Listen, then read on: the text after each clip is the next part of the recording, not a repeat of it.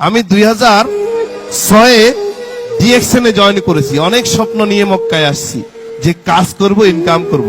এসে 1500 দিরহামের একটা স্যালারির বেতন পাইছি। কত দিরহাম? 1500 রিয়াল। আমাকে এখানে একটা ভদ্রলোক বলে দিতে পারবেন ক্যালকুলেশন করে, আমি যদি 1500 রিয়াল করে 40 বছর সৌদি আরব বা কোন দেশে শ্রম দিই, আমার জীবন চেঞ্জ হবে কি? এই ক্যালকুলেশন আমি করেছি ফার্স্ট মান্থ, যে মাসে আমি চাকরিতে ঢুকছি, যে আমি জন্ম নিয়েছি শুধু 1500 রিয়ালের জন্য না। চাকরি ছেড়ে ছোট ছোট বিজনেস করে মক্কাতে দোকান দিয়েছি। 2006 সালে আমার লাইফ ট্রান্সফর্ম হয়, পরিবর্তনের দিকে যায়। বিকজ আমি 2006-এর জুলাই মাসে পেয়েছি কোন কোম্পানি? আজকে 20টা দেশ ভিজিট করেছি।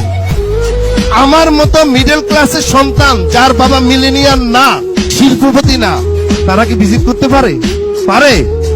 আমি আজকে ট্রেনিং দিচ্ছি হিন্দিতে 500-700 লোকের সামনে। আপনারা কি পারবেন না? অবশ্যই পারবেন, বিকজ ইউ হ্যাভ